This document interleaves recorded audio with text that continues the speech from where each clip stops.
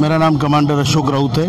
मैं नेवी से रिटायर्ड हूँ और राष्ट्रीय संघर्ष समिति EPS 95 की जो है उसका मैं राष्ट्रीय अध्यक्ष हूँ। सर, क्या ऐसी प्रमुख मांगे आज जो आप जंतर मंतर आए? हमारा ये संघर्ष काफ़ी सालों से चल रहा है। पिछले 3 सालों से राष्ट्रीय संघर्ष समिति ने पूरे देश के पेंशनर्स को इकट्ठा कर एक बहुत बड़ी लड़ाई हमने छेड़ी है। हमारी जो मांगे है कि इन लोगों ने हर महीने अपने पेमेंट से अंशदान किया है, अपने वेतन से अंशदान किया है, ताकि 60 साल की उम्र के बाद उन्हें अपनी सामाजिक सुरक्षितता मिले, उन्हें पेंशन मिले। हर एक का पेंशन फंड में 20 लाख रुपए जमा है अगर देखा जाए तो, क्योंकि 541 रुपये हर महीने इन्होंने भरे हैं। अब इतना पैसा जमा होने के बाद भी 60 साल की उम्र के बाद सरकार इन्हें 200 से 2500 रुपये तक की पेंशन देती है, जो 2 लोगों के लिए बिल्कुल ही पूरी नहीं पड़ती। तो इसलिए हमारी जो मांग है 7,500 रुपये पेंशन और उसके ऊपर महंगाई भत्ता मिलना चाहिए कम से कम। दूसरी बात, जो सुप्रीम कोर्ट का निर्णय है जिससे पूरे वेतन पर पैसा काटकर पेंशन देना, ये सुप्रीम कोर्ट ने कहा है उस पर अमल होना चाहिए, वो लागू होना चाहिए। ये हमारी दूसरी मांग है। तीसरी मांग है सभी को, EPS के सभी कर्मचारियों को, रिटायर्ड लोगों को, उनको और उनके पत्नी को स्वास्थ्य सुविधाएं दी जाए, अच्छी स्वास्थ्य सुविधाएं। और चौथी मांग है जो लोग इस दायरे में नहीं आए, जिन्होंने फॉर्म नहीं भरा होगा, उनको EPS के दायरे में लाकर उनको भी पेंशन का अधिकारी बनाया जाए, चाहे उनसे बकाया राशि ली जाए और उनका एरियर जो बनता है वो दिया जाए। इस हिसाब से हमारी 4 मांगे हैं। ये बहुत बड़ी समस्या है। 29 राज्यों में हमारी संगठन है जो ये कार्यरत इसका काम में है। हमें बहुत बार हमने काफ़ी आंदोलन किए, मुंडन आंदोलन किया, हमने भिक्षा मांगो आंदोलन कर प्रधानमंत्री के राहत कोष में पैसे भेजे, हमने गली गली में मोर्चे निकाले, हमने EPFO के ऑफिसर्स को ताले लगाए, अर्धनग्न आंदोलन किए। ये सब कुछ करने के बावजूद भी सरकार हमारी तरफ ध्यान नहीं दे रही है। ये बड़ी त्रासदी है, ये बड़ी विडंबना है कि आप सांसद, विधायक जिन्होंने 1 पैसे का अंशदान नहीं किया, उनको आप दुगनी तिगनी पेंशन दे रहे हो।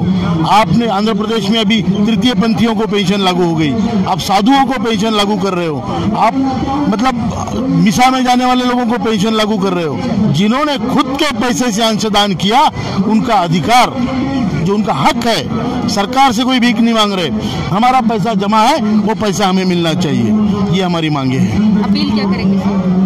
अपील गवर्नमेंट से मेरी ये अपील है कि ये सरकार ने सत्ता में आने से पहले, इनके प्रवक्ता जावड़ेकर जी ने ये वचन दिया था, जो YouTube पे अवेलेबल है, कि उन्होंने कहा था कि हमारी सरकार आने के बाद 90 दिनों में हम आपको कोशियारी कमेटी लागू करेंगे।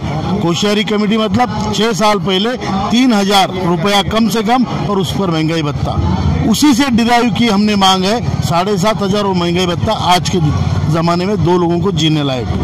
तो हमें आशा है कि ये सरकार कुछ करेगी, क्योंकि ये उनका वादा था, इसलिए हमें उस पर आशा है। मोदी जी से हमें बहुत अपेक्षाएं हैं, उन्होंने करना चाहिए। अगर वो करते हैं तो हमारी संगठन घर की रोटी खा के उनका काम करेंगे, अगर नहीं तो हम घर की रोटी दुगनी खाएंगे और उनको हराने का काम करेंगे। इतनी सीधी बात है। 2019 में हम जो हमारा काम करेगा उसका काम हम करेंगे, जो पेंशनर्स का काम करेगा वही देश पे राज करेगा। मैम, ऐसा है, मेरा नाम है कीर्ति कुमार पाल, मैं हीरो ग्रुप कंपनी से रिटायर्ड हूँ और मैं वहाँ पे GM था और वहाँ पे करीब मेरी कैश इन हैंड जो सैलरी थी 1.5 लाख थी, लेकिन पेंशन हमें सिर्फ 2500 रुपये मिलती है, सिर्फ 2500 रुपये। मेरा कहने का मतलब यही है, गवर्नमेंट हमें कोई अपनी तरफ से कोई अनुग्रह राशि नहीं या कोई कंपनसेशन नहीं दे रही है। हम तो ये चाहते हैं जो हमारा जमा पैसा है उसका हमें ड्यू पेंशन मिल जाए। अब अगर हिसाब से मैंने जैसे 35 साल की सर्विस है, तो अगर जो अंशदान जाता रहा है, जो कंट्रीब्यूशन जाता रहा है, उस हिसाब से 15-20 लाख रुपए तो बनते हैं। अगर हम उसकी कोई इंश्योरेंस कंपनी की पॉलिसी ले लेते, जैसे जीवन धारा वगैरह या FD कर लेते, तो कम से कम मेरा 10-12 से 15,000 तक इंटरेस्ट आता, इतना इंटरेस्ट बनता। लेकिन पेंशन कितनी मिल रही है? सिर्फ 2500। ये सबसे बड़ी विडंबना है। दूसरी बात ये है कि इस पेंशन स्कीम में पहले कुछ बेनिफिट दे। एक था कम्यूटेशन, जैसे जो भी गवर्नमेंट की या जहाँ भी पेंशन स्कीम है वहाँ कम्यूटेशन रहता है, उसमें क्या है 1/3 अमाउंट आप कम्यूट करा के ले सकते हैं।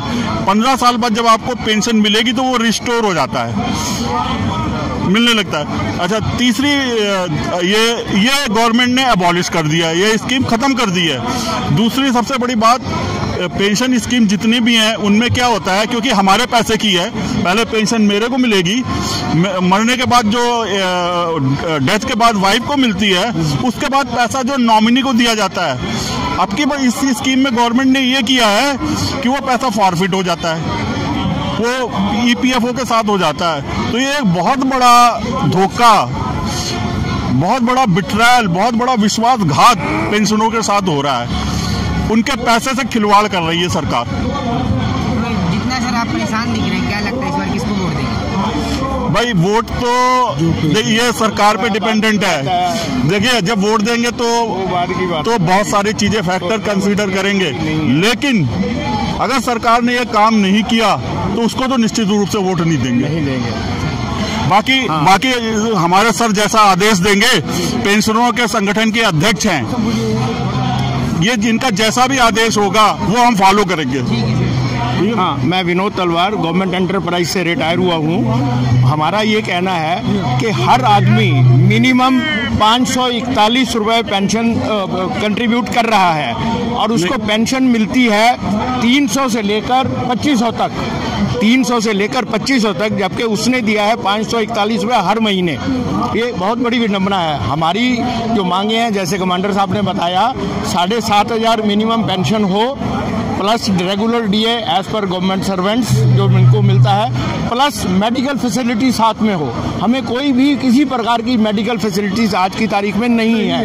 कम से कम CGHS तो हो हमारे साथ, जिससे हम लोग कुछ कर तो सकें। आज क्या है, हमको अपने लड़कों के आगे हाथ पसारना पड़ता है। पेंशन कुछ है नहीं, जो थोड़ा बहुत मिला था पैसा उसमें हमें इंटरेस्ट मिलता है। इंटरेस्ट का जहाँ तक है, पहले 10.5-11%, अब 8.25%। ये मतलब हद है कि क्या रोग खाएंगे हम लोग, क्या लोग पिएंगे। इतने डिपेंडेंट हो चुके हैं जिसका हिसाब कुछ नहीं है। आज गवर्नमेंट ने स्कीम लागू किया है, 100 रुपया महीना जमा कराइए, आपको 3,000 में मिलेगा। मैं 541 रुपये दिया, मेरे को 1,000 रुपये मिल, 840 मिलता है मेरे को। फिर दिया मैंने 541 एंड के अंदर, जब रिटायर हुआ 2003 के अंदर, और मिल रहा है मेरे को 850 रुपया। क्या तरीका है ये? है हमारा अपना पैसा वही नहीं दे रही है सरकार। हमारा सिर्फ मोदी सरकार से यही है कि भाई हमको जो रीजनेबल कैलकुलेशन के अंदर आता है वही दे दो, अपनी जेब से मत दो। मिनिस्ट्री ऑफ फाइनेंस एक पैसा ना देवे हमको, कोई मंजूर है, लेकिन कम से कम हमें अपना पैसे में से तो दो। इतना पैसा तो आदमी हो, कम से कम खा पी तो सके।